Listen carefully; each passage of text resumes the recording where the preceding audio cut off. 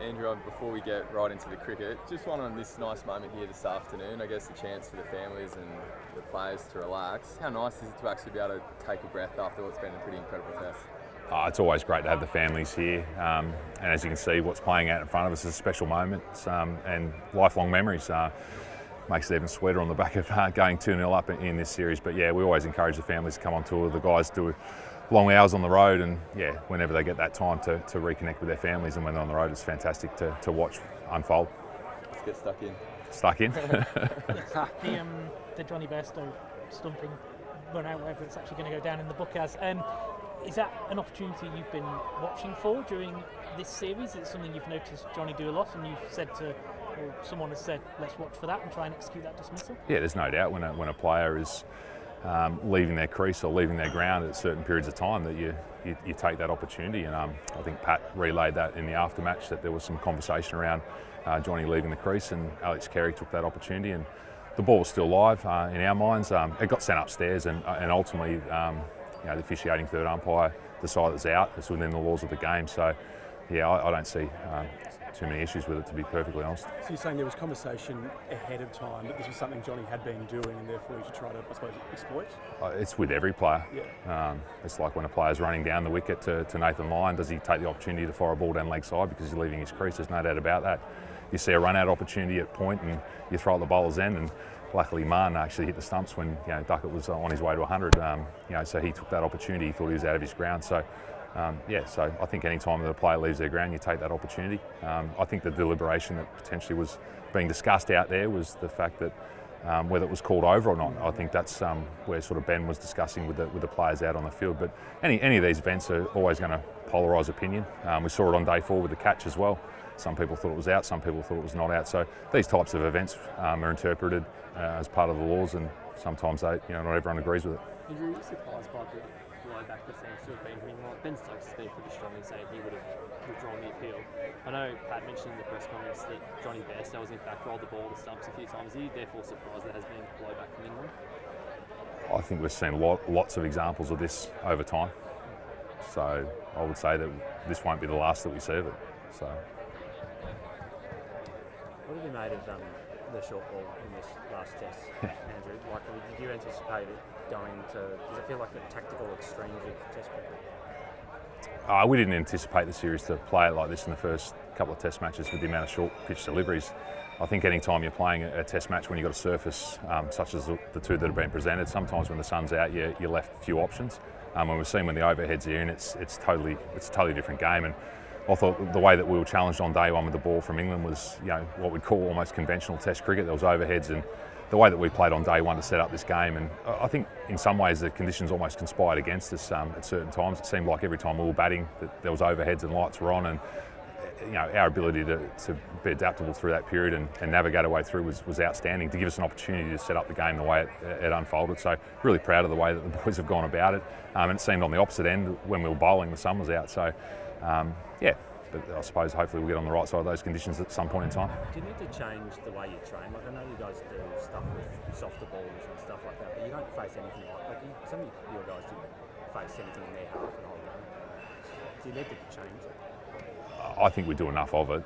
So I think that the way that we train and prepare won't change that much. It's more the decision making. I think the surface challenged the batters differently as well. I think it probably wasn't understood how difficult it was. I think the variable bounce, when the ball was dug in, there was some, a foot and a half at certain times. So if you think of a ball coming down 140 odd k's an hour, and then there's a foot and a half of variation. Some balls get big on you and you look a bit clumsy at times, and then other times when you duck, the ball doesn't get up as much. So you've got some decisions to make there.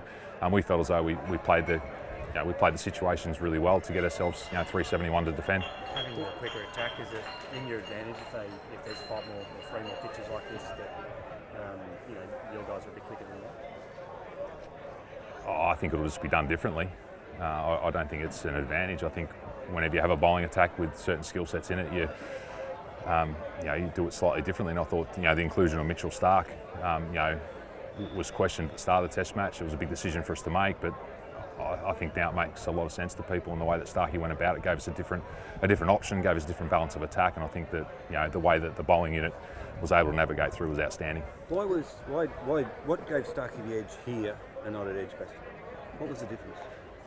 I think the conversation was the same going into Edgbaston. Yeah. And then clearly, Scotty Boland had played two Test matches in a row. We felt as though we wanted a little bit more sort of flexibility in the attack with the left arm angle, and we felt with that extra pace potentially we might need some impetus with the short ball. And Starkey does bowl short balls at times, but I haven't seen him commit to a short ball barrage like that for any time in his career really. So I thought the way that he executed was outstanding, and that's the thing that shouldn't be taken away from the bowling units as well, the execution of the bouncer. So we're talking about bowling bouncers, but if you get it wrong, the scoreboard can run, and I've never seen a game where the scoreboard didn't run with the bouncer tactic. So full credit to both bowling units.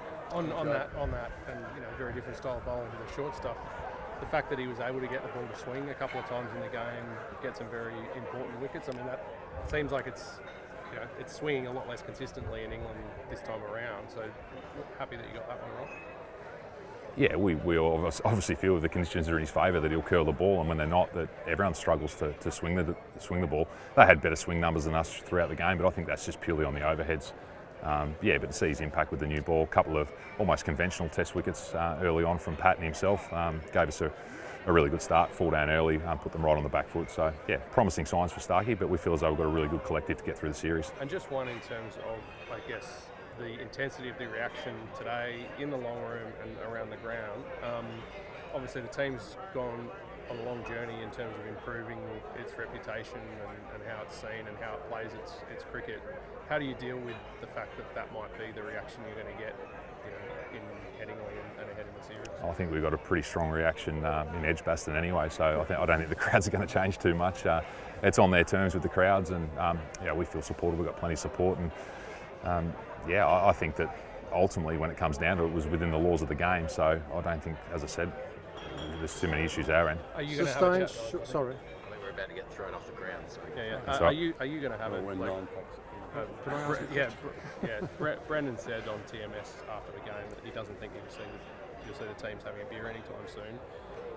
Have you spoken to him? Will you speak to him just about I suppose that relational side of things? Haven't spoken to him. Only heard that comment for the first time, and was somewhat disappointed by that comment. So.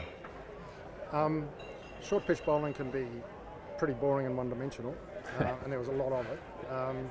Do you expect that to go on, or do you think that we might get some proper cricket at various stages? Proper cricket. It depends how you interpret proper cricket. I think both teams are playing the conditions the way that they should be played. And as I said, when the sun's out, you on flat surfaces, you have a few options at times, and if the short ball's an option that can bring about error rates in batters, then why not go there? So, and we saw with England, they pitched the ball up. We played and missed a lot on day one. So if that's conventional cricket, maybe the overheads hold the key to what conventional cricket looks like. And Andrew, this quickly as well, you're up 2-0 now. It'd be missing me not to acknowledge it. Like, how proud are you of the team to get to this point, and how good is this position to be in? Oh, it's a great position to be in, but it's a 5 Test match series, so we're realistic about that. We've got a short turnaround. Great to see the families here. We'll have a small celebration tonight, and then quickly flick our focus onto Headingley, which is going to be another challenge. Just a couple on selection. It appears as though Todd Murphy is going to be needed given the Nathan Lyon situation. Does he just come? Is it pretty much a straight?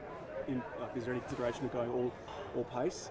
And by the same token, does Scott Boland come in if you do go in with the 3 quicks? Is he in the mix? Yeah, I mean, it's too early to tell. Short turnaround, we'll assess where everyone's at, and then clearly we'll assess the surface and the weather conditions up there. But Todd's pretty well placed. We like to have a spinner in our attack. It gives us a different balance. And as you saw today, at certain times we had to do it differently without Nathan Lyon down the other end, which we've been so used to. At times it looked a bit chaotic. So we do like to have that spin option in the attack. So officially, is Nathan Lyon out of the series, and is he going home? I think officially he will be out of the series. We'll take some time to decide that, but it's not looking good at the moment. It's a significant tear to the calf, and it'll be series ending. And just on Nathan Lyon, how different could this match have potentially been if England were chasing 15 runs less? And how courageous is what he did yesterday? And sorry, just further that, was it not just the runs, but the inspiration that I guess he offered up by doing that? It's probably a combination of both. What players are willing to do for the team, and it speaks volumes of that change room at the moment, how united they are. So the 15 runs was critical as well, just to give ourselves a little bit more time, albeit at the rate the game's going, it's probably a couple of overs. But incredibly sort of brave effort for him to get out there. He was willing to do it. The only consideration for us was, were we putting him in harm's way, and there was a lot of thought and effort from the medical team that went into that, how we strapped him up, and was he functional enough to deal with what was coming at him, because you never want to put a player in harm's way. Thank you. Cheers. Thanks.